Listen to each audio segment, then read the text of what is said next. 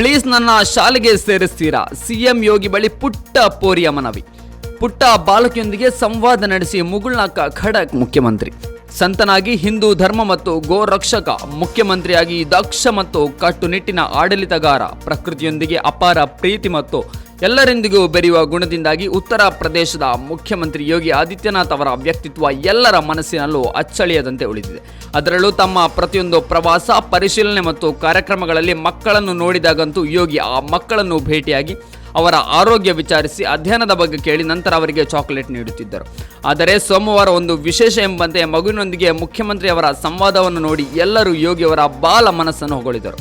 ಹೌದು, ಸೋಮವಾರ ಯುಪಿ ಮುಖ್ಯಮಂತ್ರಿ ಯೋಗಿ ಆದಿತ್ಯನಾಥ್ ತಮ್ಮ ಸರ್ಕಾರಿ ನಿವಾಸದಲ್ಲಿ ಜನತಾ ದರ್ಶನ ನಡೆಸಿದರು. ಈ ಸಂದರ್ಭದಲ್ಲಿ ಮುರಾದಾಬಾದ್ನಿಂದ ವಾಚಿ ಎಂಬ ಪುಟ್ಟ ಮಗು ತನ್ನ ಸಮಸ್ಯೆಯನ್ನು ಹೇಳಿಕೊಳ್ಳಲು ಮುಖ್ಯಮಂತ್ರಿ ಯೋಗಿ ಆದಿತ್ಯನಾಥ್ ಅವರ ಬಳಿ ಬಂದಿತು.